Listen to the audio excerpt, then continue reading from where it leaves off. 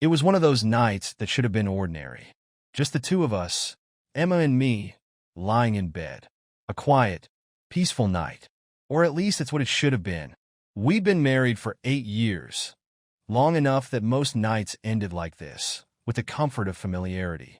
I'd grown used to the rhythms of our life together, the ease of routine. We knew each other so well, or at least I thought we did. But looking back, that night marked the beginning of a chapter one never expected to write in the story of our lives. I was lying there, half watching the shadows flicker across the ceiling, while Emma was beside me, her phone casting a soft glow on her face. Her fingers danced across the screen as she typed, her expression a little too animated for someone scrolling through a typical feed. She chuckled softly, almost as if sharing an inside joke with herself, and I found myself smiling, assuming she was talking to her sister or one of her friends from college. But then something changed. She noticed me watching and immediately turned her phone face down. It was a small movement, so quick I might not have even noticed it if I hadn't been paying attention. But I was, and for some reason, it struck me as strange. Now, I'm not a paranoid guy. Never have been. If anything, Emma's the one who's always reminding me to check my blind spots, to think things through. But that night, a peculiar unease settled in the pit of my stomach, like an itch I couldn't scratch. I told myself it was nothing. After all, everyone deserves a bit of privacy, right? But the way she turned her phone over, so deliberately, left a lingering sense of doubt I couldn't shake. It wasn't the first time I'd seen her on her phone late at night, but something about her posture, her laugh, her guarded movements made me feel as if I were intruding. Suddenly, it was as if she had slipped behind a veil, and I was on the outside looking in. For the first time in years, I felt like a stranger in my own marriage. The next day, I tried to push the thought aside. We went through our morning routine, coffee, quick chat about our day, the usual exchange of love yous before heading off to work. Emma seemed as warm and engaging as always, but something in me had shifted. I found myself noticing little details I hadn't paid attention to before. The way she glanced at her phone when she thought I wasn't looking, the slight smile that played at her lips as she read a new message. Innocent things, maybe, but when combined, they formed a mosaic of questions I didn't know how to ask. I told myself it was just my imagination, that I was overthinking. After all, who doesn't have moments of guardedness, especially in the age of constant connection? Still, I couldn't quite silence that whisper of doubt. Over the following weeks, I noticed other changes too. Small things, insignificant on their own, but together, they painted a picture that was difficult to ignore. Emma had always been someone who shared everything with me, from her work stresses to the details of her day, even the little dramas of her friends' lives. But now, there were gaps, moments when she'd trail off mid-sentence or give me a non-committal, "Oh, you wouldn't know them" response when I asked who she'd been texting. And her laughter, God, that laughter, it was like she found a whole new world, one where I didn't exist, and it terrified me. It was around this time that I noticed her phone had developed a permanent face-down position on the counter, the table, her bedside. I could feel the distance widening, this invisible wall slowly being built brick by brick, and each new brick felt like a slap in the face. But I still told myself not to jump to conclusions. Emma was my wife. We'd built a life together, a home. Surely there was a rational explanation for this, something benign. Underscore underscore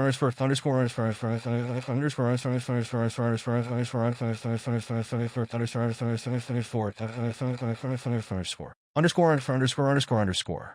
Then one night, I finally let my curiosity get the better of me.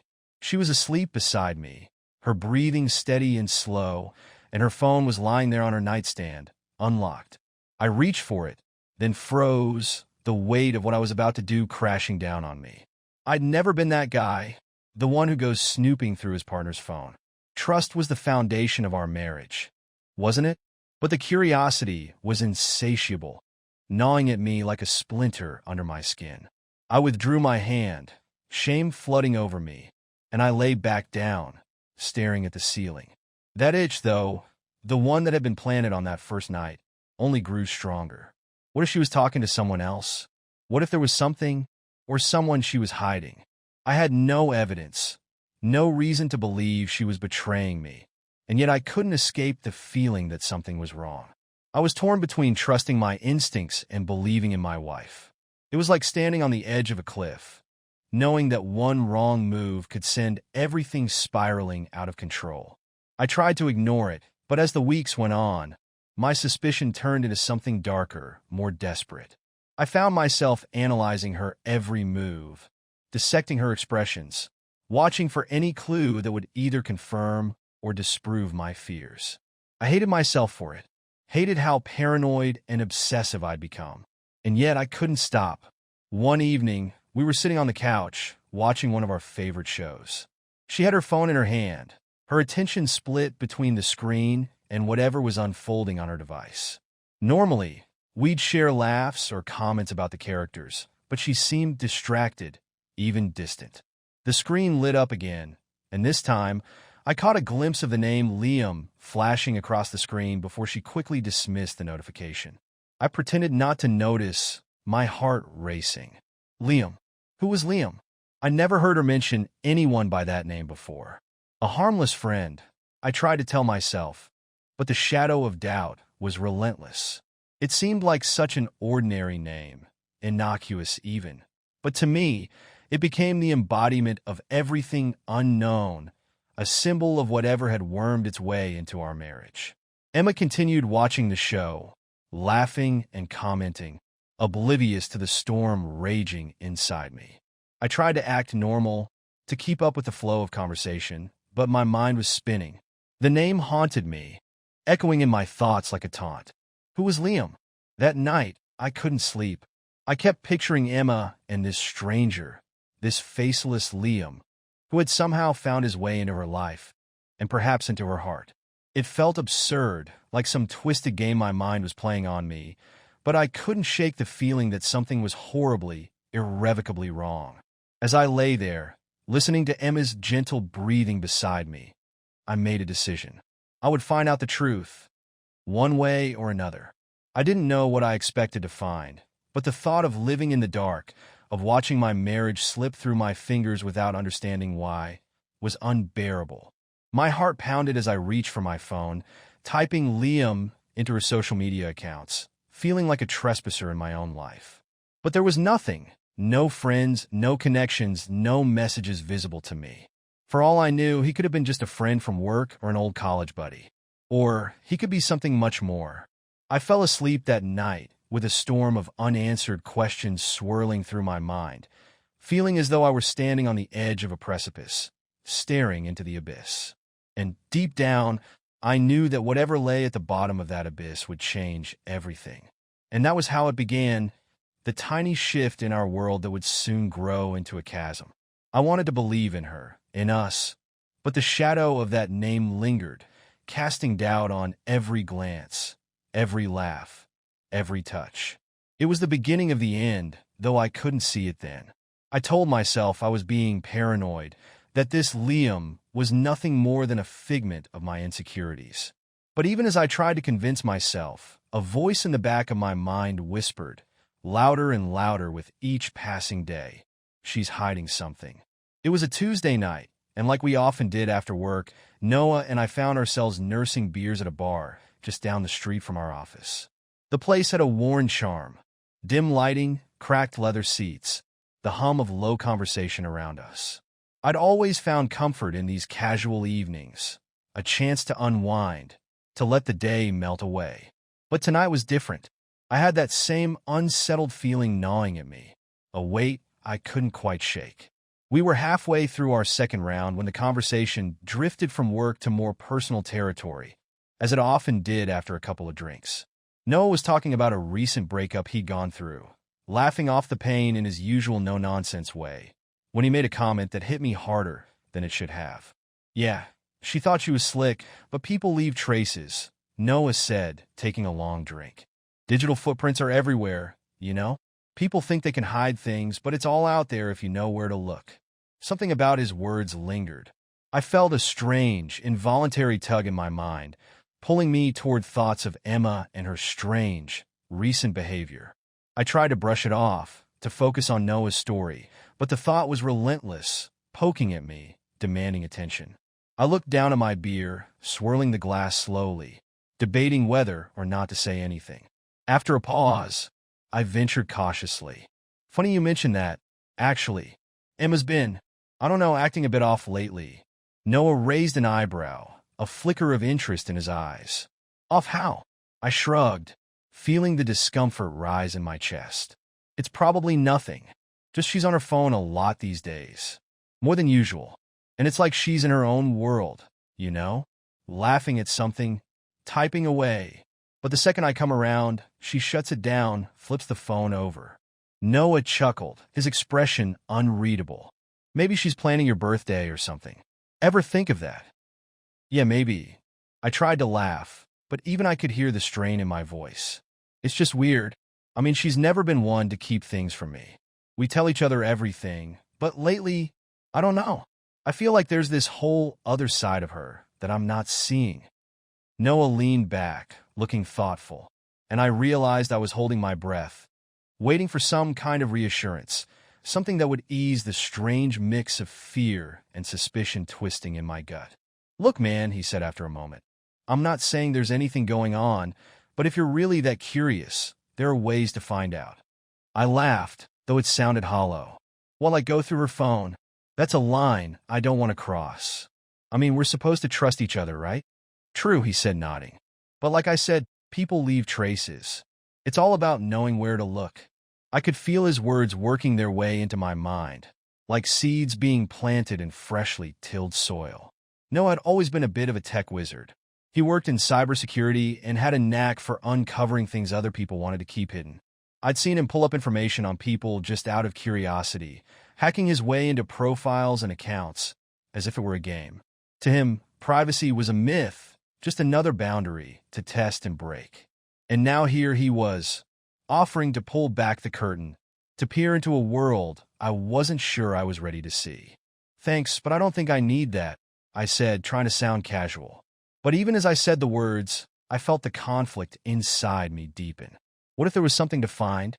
What if there was nothing? Which would be worse? Noah shrugged, seemingly unfazed. Suit yourself. But if you ever change your mind, just say the word.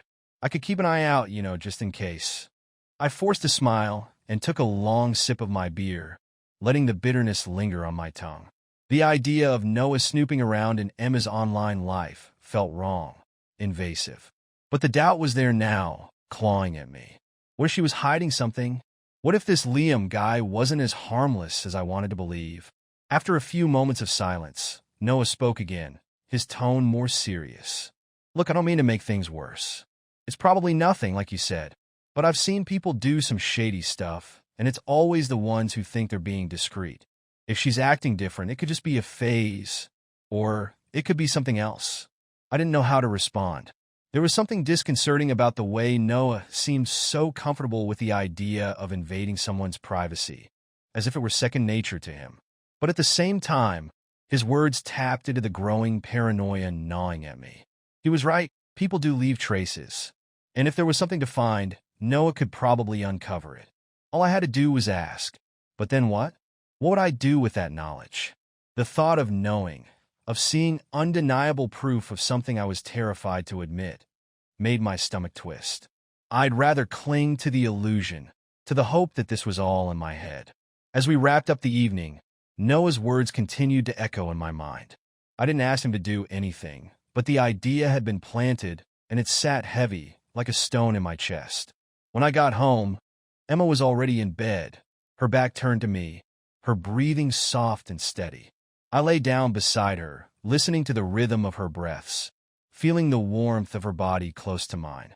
It felt strange, lying there beside her, knowing that only hours earlier, I'd entertained the thought of spying on her, of invading the privacy we'd always respected. But even as I tried to let it go, the doubts resurfaced, persistent and relentless. What if Noah was right? What if there was something she was hiding from me, something she didn't want me to see? I stared at the ceiling, my mind swirling with possibilities. I imagined scenarios in vivid, painful detail, messages from this Liam, stolen moments I knew nothing about, secrets whispered in the dark. I could almost see her, leaning over her phone, laughing at something he'd said, sharing parts of herself she no longer shared with me. I told myself I was overreacting, that I was making something out of nothing. But the doubt was there now, festering, gnawing at me. And with each passing day, it grew stronger, feeding on every small, insignificant sign, every glance, every smile, every text message I wasn't privy to. The next morning, as we sat across from each other at breakfast, I couldn't help but study her, searching her face for any hint of deception, any trace of guilt. She looked at me, smiled, and asked about my night with Noah, her voice light and easy, as if everything were perfectly normal. And maybe she was just being Emma, the woman I'd loved for so many years. But the seed of doubt was planted now, and no matter how much I wanted to, I couldn't ignore it. Underscore. A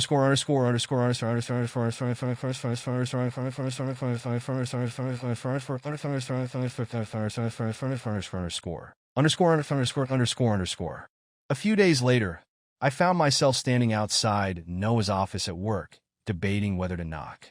I didn't want to go through with it. I wanted to trust Emma, to believe in the foundation we'd built together. But that same nagging curiosity, that insidious itch, wouldn't leave me alone. Finally, I knocked, and Noah looked up, his expression curious, but unsurprised. He seemed to know exactly why I was there, as if he'd been expecting me. "Change your mind?" he asked, a hint of a smirk on his lips. I hesitated, feeling a wave of guilt wash over me, but nodded. "Yeah, I need to know." Noah nodded, understanding without judgment. "All right, man. I'll keep it discreet. You won't know anything unless there's something to know." As I walked back to my office, I felt a strange mixture of relief and dread. I'd crossed the line, and there was no going back now. Whatever Noah found, if he found anything, I'd have to face it. And so, I waited, my mind swirling with doubts, with questions I was both desperate and terrified to answer. Emma went about her life as usual, unaware of the silent investigation I'd set into motion, unaware of the storm brewing beneath the surface. And I, too, tried to keep up the facade, to play the role of the loving, trusting husband. But deep down, I knew that everything was different now. The seed of mistrust had been sown, and it was only a matter of time before it grew into something I couldn't ignore. It happened one evening after dinner. Emma and I had finished cleaning up, and she was sitting on the couch, her legs tucked beneath her, her phone in hand. I was pretending to read something on my laptop, though my focus was entirely elsewhere. I could see her out of the corner of my eye, smiling down at the screen, her fingers moving quickly as she typed. There was something in her expression, an intimacy, a familiarity, that made me pause. The scene was innocent enough, but everything about it felt wrong. I hadn't seen her laugh like that in a long time, her smile soft and easy, almost like she was in a different place altogether. With me, I realized she was often guarded these days, distracted. The warmth I was seeing now had become a stranger to me, something she only seemed to share with her phone. I told myself it was probably nothing. Maybe she was just texting her sister or a friend from her book club. But the seed of doubt was firmly rooted now, and it gnawed at me, refusing to be dismissed. I needed to know. Clearing my throat, I tried to sound casual. "Who's got you smiling like that?"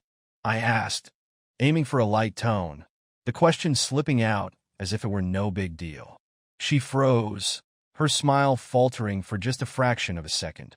I might have missed it if I hadn't been watching her so closely. In that brief moment, I could see her mind working, her eyes darting to the side as if searching for an answer. "Oh, just an old friend from college," she said, forcing a smile, her voice a touch too cheerful. She shrugged, trying to make it sound casual. "We just reconnected recently. It's nice to catch up. An old friend from college." The words rang in my ears, hollow and strange. In all our years together, Emma had never mentioned reconnecting with anyone from college. We knew each other's social circles inside out, yet this friend had never come up before. My stomach twisted with a feeling I could no longer deny was jealousy, even though it seemed absurd. "Oh yeah?" I asked, doing my best to keep my tone light, though I could feel the tension creeping into my voice. She hesitated just for a split second, but I noticed it. "Liam," she said finally, "we used to have a couple of classes together. He's been living abroad for a while, but he reached out recently, and we've been catching up." Liam. The name felt foreign and intrusive, a strange presence in the room with us. I forced myself to smile, to nod as if it were the most natural thing in the world. But inside, I felt like the ground was shifting beneath my feet. "That's nice," I said, trying to sound relaxed. "It's good to reconnect with old friends." Emma seemed to relax a bit, as if relieved that I'd taken her explanation at face value. She quickly returned her attention to her phone, her fingers flying over the screen, that soft, private smile returning. I watched her for a moment longer, feeling a pang of something dark and bitter rising in my chest. Later that night, while Emma was in the shower, I sat on the edge of our bed, my mind racing. I couldn't stop thinking about that name, Liam. I couldn't shake the image of her smiling at her phone, that look of quiet contentment on her face. She'd never looked at me that way, not in recent months at least, and the way she'd tensed when I'd asked about him. It was subtle, but unmistakable. I grabbed my phone and opened up her social media accounts, my fingers trembling slightly. I told myself I was just being curious, that there was nothing wrong with a quick look. After all, if this Liam was just an old friend, there would be nothing to find, right? Her profile was private, but some of her recent posts were visible to me. I scrolled through, scanning for any sign of this so-called friend. There was nothing obvious, no pictures, no comments. But then in her friends list, I found him. Liam Westbrook. His profile picture showed a man in his 30s with dark, tousled hair and a confident smile. He looked like the kind of guy who never had to try too hard, the type who'd always been effortlessly charismatic. My stomach churned as I clicked on his profile, scrolling through his photos, looking for any sign of my wife in his posts or comments. Their interactions were sparse, buried within casual exchanges, comments under photos, the occasional like on a post. But I could feel it there, just beneath the surface, the subtle intimacy they shared. In one post, he replied to her comment with a playful joke, something about good old college memories. Her response had been equally playful, a series of laughing emojis and a response that hinted at an inside joke between them. Nothing outwardly damning, but it hinted at a closeness I hadn't known existed. And then I found the messages. I don't know how long I sat there, staring at those few innocuous lines. Her messages to him were brief, sometimes just a LOL or miss those days. But there was something unspoken, a familiarity that gnawed at me. They were simple messages, but they didn't feel simple to me. They felt private, intimate, like glimpses into a world I wasn't supposed to see. The one that stood out was from just a few days ago. Emma had sent a message saying, "Sometimes I really miss those times. Life was so easy back then." He'd replied, "Tell me about it. We had it all figured out, didn't we? Wouldn't mind going back for a bit." Her reply was a single, wistful sentence that sent a chill down my spine. Maybe one day. Maybe one day. I felt a wave of nausea wash over me, the implications of those words settling heavily in my mind. What did she mean by that? Was it a joke? Or was there something more? I tried to tell myself it was just nostalgia, that she was reminiscing about her college days. But the seed of doubt had grown into something I could no longer ignore. My mind twisted those words, took them to places I didn't want to go. I closed her messages, my hand shaking slightly as I set my phone down. The room felt colder, the silence around me oppressive, suffocating. For the first time in my own home, I felt like an intruder, a stranger watching someone else's life unfold. Over the next few days, that name, Liam, haunted me. I found myself dissecting every conversation I had with Emma, searching for any hint, any slip that might reveal the truth. Every time she laughed at her phone, every time she glanced at her messages, I felt a stab of jealousy, of fear. And then, a new thought crept into my mind, a thought that filled me with dread. What if she's planning to meet him? The idea seemed absurd, but I couldn't shake it. She hadn't mentioned any trips or reunions. But what if she was hiding it? What if one day wasn't just a wistful phrase but a plan? The suspicion clawed at me, turning me into someone I barely recognized. I became paranoid, questioning every smile, every glance, every touch. I knew I was losing myself to this fear, but I couldn't stop. The doubt had taken root, and it was spreading like poison. One night, as we lay in bed, I turned to her, my heart racing with the question I'd been dying to ask. "Do you ever think about college?" I asked, keeping my tone as casual as I could manage. She looked at me, a faint smile on her lips. "Of course. Don't you?" "Yes, sometimes," I replied, though my college memories felt faded and distant. "Ever think about reconnecting with people?" She paused, her eyes flicking to the ceiling. "Sometimes. It's nice to remember those days, before life got so complicated." The way she said it sent a chill through me. It was as if she were talking about another world, a world she missed, a life she wished she could return to. And I couldn't shake the feeling that Liam was a part of that world, a piece of her past she wasn't ready to let go of. In the days that followed, I became increasingly paranoid, questioning everything I knew about my own marriage. I felt like I was living in a house of mirrors, where every reflection was twisted, distorted.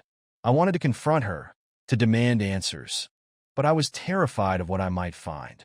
Instead, I kept up the facade, pretending that everything was normal, that I didn't know about Liam and his messages. But inside, I was unraveling, the doubt consuming me, turning me into someone I didn't recognize. And through it all, that simple, innocuous name lingered in my mind, a constant reminder of the life she kept hidden from me. Liam, her old friend from college, a stranger who felt like a ghost, haunting the edges of our life together, a specter of everything I feared and everything I didn't want to believe. I lay awake at night, staring into the darkness, wondering how much more I could take. I couldn't bear the silence in my mind anymore. Every thought was like a wound that refused to heal, raw and relentless, echoing through every part of my day. Liam was no longer just a name. It was a specter that haunted me, looming over every interaction with Emma, twisting every glance, every touch. I felt like I was drowning in a sea of doubt, each wave pulling me further down, and I needed something, anything, to bring me back to the surface. That's how I found myself in Noah's office one evening after work. Noah's workspace was as meticulous as the man himself. Clean lines, organized desks, walls lined with computer screens flickering in the dim light. It felt almost clinical, like stepping into a lab where secrets were dissected under glass. I took a seat across from him, my heart pounding as I tried to find the words. "What's up, man?" Noah asked, glancing at me with his usual calm, observant expression. I hesitated, the weight of what I was about to say pressing down on me. This was my friend, my confidant, the guy I trusted with so much. But how could I admit what I'd been feeling? How could I confess that I was beginning to doubt everything I thought I knew about my own wife? Finally, I took a deep breath and spoke. "I need to tell you something, but it sounds crazy. I don't even know if I believe it myself." Noah leaned back, his face unreadable. "Go on," he said, his voice steady, reassuring. I took another breath, forcing the words out. "Emma, there's someone she's been talking to. A guy from her past, some old friend from college, named Liam." I could hear the bitterness in my voice, the way the name twisted my tongue. "All right," Noah replied, nodding slowly, his expression encouraging me to continue. "It's just she's been acting strange, guarded, like she's hiding something. And I've seen her texting him. At first, I thought it was just nostalgia, But now, I trailed off, unable to put the fear into words. The thought of Emma sharing pieces of herself with someone else, parts that were supposed to be mine, felt like a knife twisting in my chest. Noah watched me closely, his gaze sharp and thoughtful. Finally, he leaned forward, his voice low. "Listen, Jake, it's not crazy to want some clarity. Relationships can be complicated, but if she's hiding something, you deserve to know, right?" I looked down at my hands, feeling a wave of guilt wash over me. "Yeah, but I feel like I'm crossing a line. I mean, shouldn't I trust her?" He hesitated, as if weighing his words. "Trust is important, sure. But sometimes, people aren't as transparent as we'd like to believe. If there's something going on, wouldn't you rather know?" I felt trapped, caught between my loyalty to Emma and the gnawing suspicion that was tearing me apart. Noah could sense my hesitation and leaned in closer, his voice calm but persuasive. Look, man, I could monitor things for you, keep an eye on her accounts. You wouldn't have to do anything. Just sit back and let me handle it. And if it's nothing, you'll know. But if it's something, the words hung heavy in the air, filling the space between us with an unspoken promise. I wanted to say no, to stand by my faith in Emma, to believe that this was all just a misunderstanding. But the doubt was a relentless beast, clawing at me, refusing to let go. I needed to know, even if it meant crossing a line I never thought I would. I looked up at Noah, feeling the weight of my decision pressing down on me. All right, I said finally, my voice barely a whisper. Do it, but keep it discreet, okay? He nodded, his expression sympathetic but firm. You got it, Jake. You'll only know if there's something to know. I left his office feeling a strange mixture of relief and shame. I told myself I was only looking out for my marriage, that I needed to know the truth, whatever it was. But deep down, a part of me knew that this decision would change everything. It was late, sometime around midnight, when I got the message from Noah. Check your email. It read as simple and ominous as that. I sat up in bed, my heart pounding, glancing at Emma's sleeping form beside me. She was curled up, peaceful and serene, completely unaware of the storm brewing inside me. I slipped out of bed, making my way to the living room, the house silent and dark around me. I took a seat on the couch, my hands shaking as I opened my laptop and logged into my email. There it was, a message from Noah, subject line blank. I clicked it, my pulse racing as I scanned the contents. Attached were screenshots, each one a fragment of a conversation between Emma and Liam. I hesitated, my finger hovering over the first attachment. Part of me wanted to close the laptop, to delete the email, and pretend this was all just a bad dream. But I knew there was no going back now. I clicked on the attachment, and the first message appeared on the screen. Emma, it's been so nice catching up. Sometimes I forget how much we had in common back then. Liam, yeah, me too. It's like no time has passed at all, isn't it? I miss talking to you like this. I scrolled down, feeling my stomach twist with each line. The messages were innocent enough at first, reminiscing about college, sharing little memories.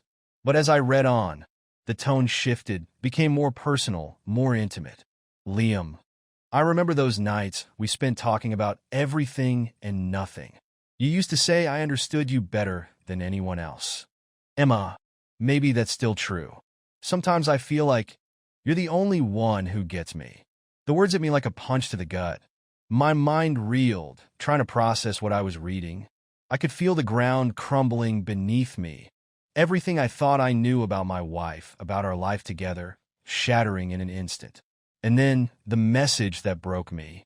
Liam, I'd give anything to go back to those days, to be with you again. Just us. Emma, maybe one day. I'd like that too. I sat there, staring at the screen, the words blurring as tears filled my eyes. This wasn't just a friendly catch-up. This was something deeper, something real. She wasn't just reminiscing. She was longing for him, for the life they could have had together. And that realization hit me like a physical blow. There were more messages, each one worse than the last, each one revealing the depth of her feelings for him, the intensity of their connection. They spoke of meeting up, of catching up in person. I read the words over and over, feeling the betrayal sink in, each line like a knife twisting in my heart. I closed the laptop, my hands trembling, a numbness settling over me. I couldn't breathe, couldn't think. All I could feel was the cold, hollow ache in my chest, the overwhelming sense of loss. She had been sharing herself with him, giving him pieces of her heart that should have been mine. I sat in the darkness for what felt like hours, replaying those messages in my mind, each one a reminder of the life we'd built and the cracks I hadn't seen until it was too late. I could feel the bitterness rising in me, the anger, the betrayal. I wanted to scream, to cry, to demand answers, but all I could do was sit there, paralyzed by the weight of what I'd just discovered. Somehow, through the fog of pain, one thought rose to the surface, sharp and clear. I had to confront her. I had to know why, had to hear it from her lips, no matter how much it hurt. But another part of me, the part that still loved her, that still clung to the memory of who we'd been, held back, terrified of what I might hear. In that moment, I realized I was living a nightmare from which there was no waking up. The woman I loved, the woman I'd promised my life to, had betrayed me in the most intimate way possible. And as I sat there alone in the dark, I knew that nothing would ever be the same. For the rest of the night, I stayed on the couch, staring into the darkness, haunted by the images and words that had torn my world apart. By morning, I felt hollow, like a shell of the man I'd been. And as I heard Emma stirring in the bedroom, her footsteps soft and unassuming, I knew that the time had come to face the truth. I took a deep breath, feeling the weight of everything pressing down on me, and prepared myself for the confrontation that would shatter whatever was left of the life we'd built together. The house was cloaked in darkness and silence as I waited, sitting alone in the dim light of our living room. The ticking of the clock on the wall seemed louder than usual, marking each second as it dragged by. I could feel the tension building inside me, the anger simmering just beneath the surface, ready to spill over. Tonight was the night. I had spent too long tiptoeing around the truth, burying my suspicions. I was done with the silence, the pretending. I needed answers, no matter how much they hurt. Emma had told me she'd be meeting a friend that evening, but we both knew who that friend was. It was the same friend whose name had come to haunt me, a shadow lurking between us.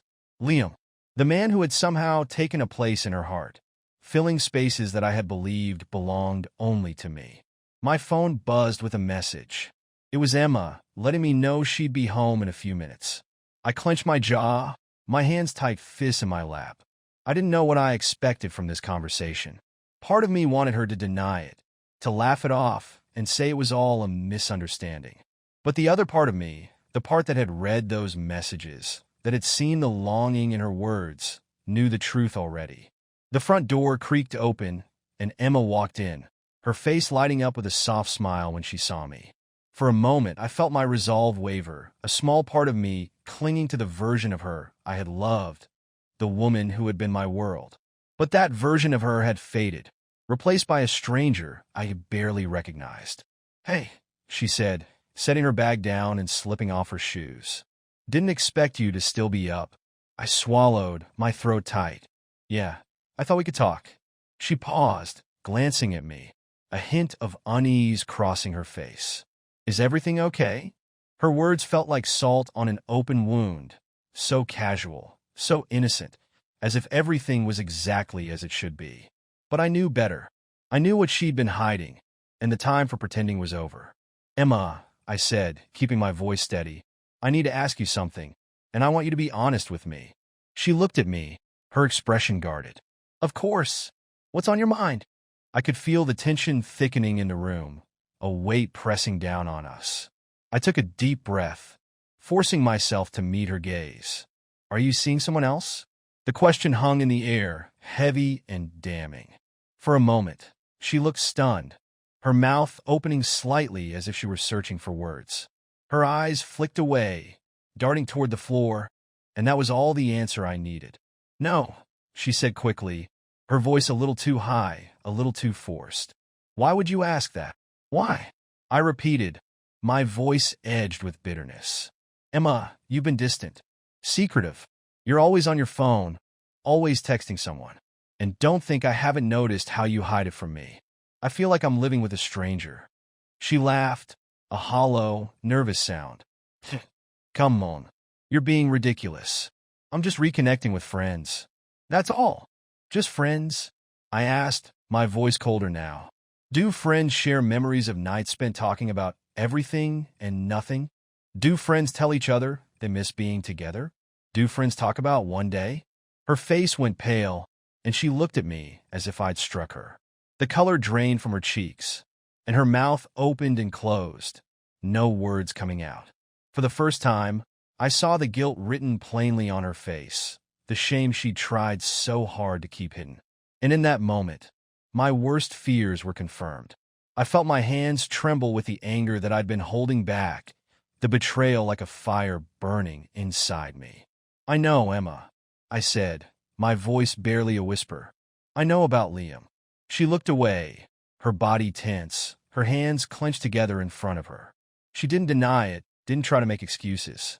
Her silence spoke louder than any words could.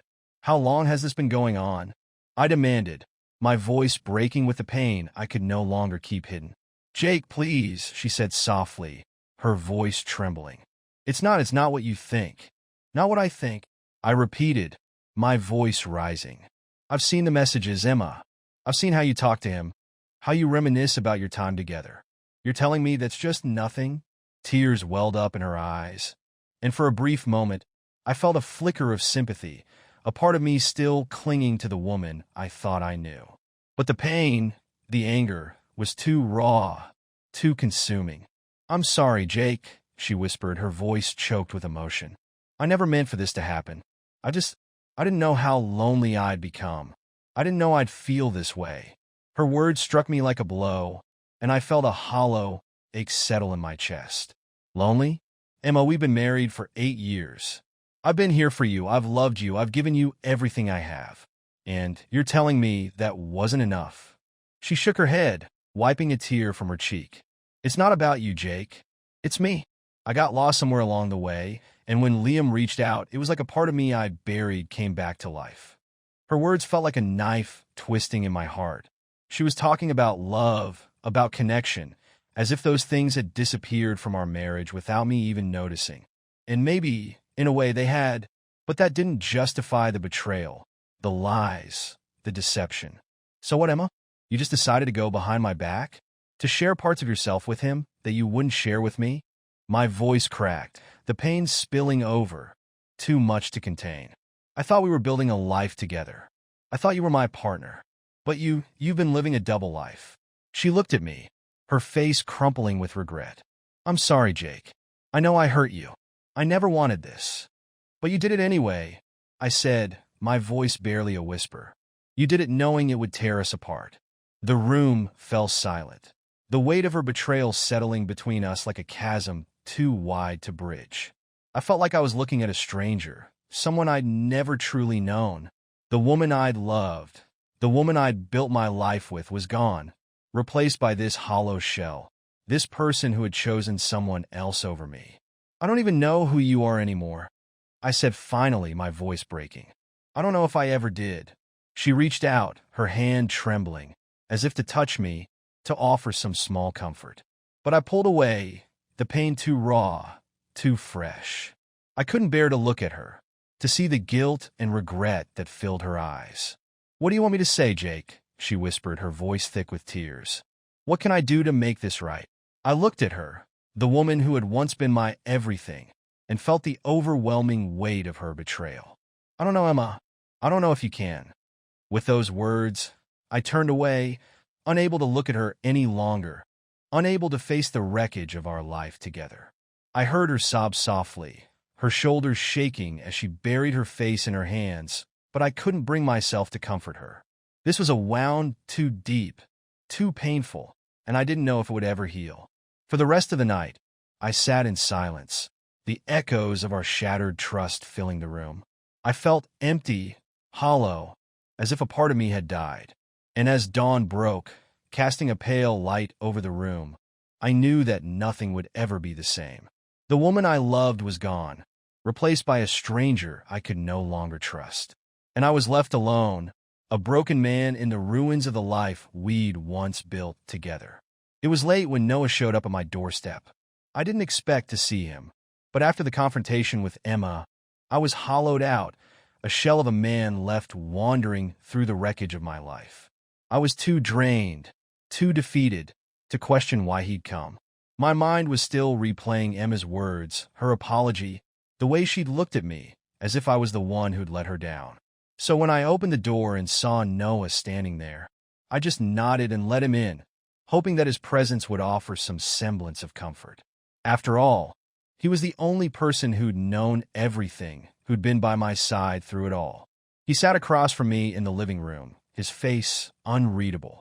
I watched him for a moment, waiting for him to say something. He didn't, though.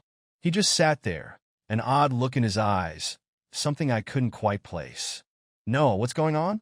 I asked, my voice strained. He sighed, rubbing his hands together, as if struggling to find the right words. "Jake, I need to tell you something. Something I should have told you a long time ago." I felt a jolt of unease, but I pushed it aside, telling myself that whatever he had to say couldn't possibly add to the devastation I was already feeling. "What is it?" I asked, my voice barely more than a whisper.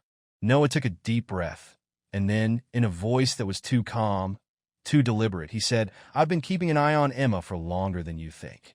His words hung in the air, heavy and strange. I felt a spark of confusion, a creeping unease. "What do you mean? How long?" He looked down, his expression clouded with something I couldn't quite read. Guilt, maybe, or something darker. "Since before you even came to me," he admitted. I noticed her behavior, saw the way she was on her phone all the time. I started tracking her, keeping tabs just to make sure. I stared at him, my mind racing. This wasn't making sense. Why would he do that without telling me? Why would he keep something like that hidden? "Noah, why didn't you tell me?" I asked, my voice sharp with confusion and anger. "Why would you do that?" He looked away, a muscle in his jaw twitching. Because it wasn't just about helping you. It was more complicated than that. The room felt like it was closing in on me, the walls pressing in, suffocating me. "What are you saying, Noah?" He finally looked up, meeting my gaze, and in his eyes I saw something I never would have expected. Something raw, something personal. "I have feelings for Emma, Jake," he said quietly, his voice barely above a whisper. The words hit me like a punch to the gut. For a moment, I couldn't breathe, couldn't think. I felt the floor drop out from under me, and the room began to spin. "What?" I managed to choke out, my voice trembling. Noah looked at me, his expression one of guilt, of shame, but also of something else, a kind of desperation. "I didn't mean for it to happen, Jake. I didn't.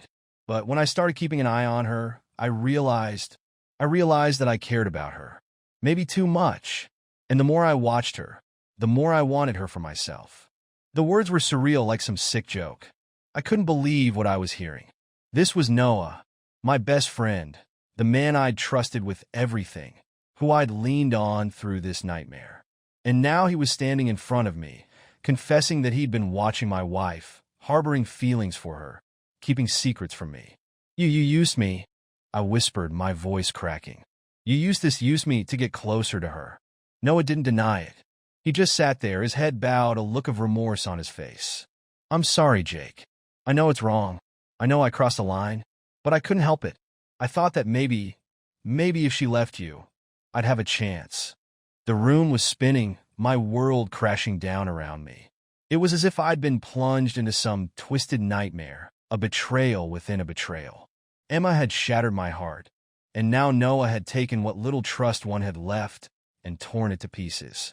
The two people I'd loved, the two people I trusted more than anyone else, had each stabbed me in the back. "I trusted you," I said, my voice choked with anger, with grief. "You were supposed to be my friend, Noah. You were supposed to help me, not use this to get what you wanted." Noah looked at me, his face pale, his eyes filled with regret. "I know, Jake. I hurt you, and I'll never forgive myself for that. But I needed you to know. I couldn't keep lying to you." I felt a hollow emptiness settle over me, a profound sense of isolation. I was completely alone, surrounded by lies and betrayal. The life I thought I had, the people I thought I knew, it was all a lie, a cruel illusion that had crumbled to dust in my hands. "I don't want to see you again," I said, my voice cold, final. Noah looked at me, his expression one of acceptance, of understanding. He nodded slowly, rising to his feet. "I'm sorry, Jake," he said quietly. "I never meant for this to happen." But his apology meant nothing. The damage was done, and nothing he could say would ever undo the betrayal that had torn my life apart from the inside out. He walked to the door, glancing back one last time, as if hoping for some form of forgiveness. But there was nothing left to give. I turned away, unable to look at him, and after a moment, I heard the door close behind him, the final seal on our shattered friendship. As the silence settled around me, I felt a numbness take over, a hollow emptiness that filled every corner of my mind. I was alone, truly alone, betrayed by the two people I had loved most. And as the hours ticked by, I sat there, lost in the ruins of my life, wondering if I would ever find the strength to pick up the pieces. A few weeks later, I found myself sitting in a quiet cafe, a place I'd never been before, a world away from the life I'd known. I watched the steam rise from my coffee, the rich aroma filling the air, and for the first time in weeks, I felt a strange sense of calm, a sense of peace that I hadn't thought possible. The pain was still there, of course, a dull ache that had settled in my chest, a reminder of everything I'd lost. But it no longer consumed me. I'd spent countless sleepless nights grappling with the betrayal, with the heartbreak, with the knowledge that the life I thought I had was gone. But somewhere along the way, I'd found acceptance, a way to make peace with the wounds that would always be a part of me. I thought about Emma, about the years we'd shared, the love we'd built. It hadn't been perfect, but it had been real, at least for me. And as much as she had hurt me, as much as her betrayal had shattered me, I knew I couldn't carry that bitterness with me forever. Holding on to the anger, to the resentment, would only keep me chained to the past, to a life that no longer existed. I thought about Noah, too, and the friendship we'd shared, the bond I'd thought would last a lifetime. Losing him hurt, maybe even more than losing Emma, because he had been my anchor, my confidant. But in the end, his betrayal had taught me something invaluable, that trust is fragile, that loyalty cannot be taken for granted, that people are capable of things we can't imagine. As I sat there, sipping my coffee, I felt a strange sense of clarity, a weight lifting from my shoulders. I knew that I had a long road ahead of me, that the wounds would take time to heal. But I also knew that I didn't have to be defined by the pain, by the betrayal. I could move forward, build something new, find a life that was mine, untouched by lies and deception. In the end, I realized I had a choice. I could let the bitterness consume me, or I could let go, let Emma and Noah fade into the past where they belonged, and reclaim my life for myself. It wouldn't be easy, and it wouldn't be quick, but it was possible. And that knowledge, that tiny glimmer of hope, was enough. I looked out the window, watching the world go by, feeling the faint stirrings of resilience, of healing. For the first time in a long time, I felt like I could breathe again, like I could see a future that didn't revolve around what I'd lost, but around what I could still find. And as I stood to leave, I felt a sense of peace settle over me, a quiet acceptance of the life I had ahead of me. I was scarred, yes, but I was also stronger, wiser, and ready to let go. With one last look at the cafe, I stepped out into the world, leaving the ghosts of Emma and Noah behind, and took my first step toward a new beginning.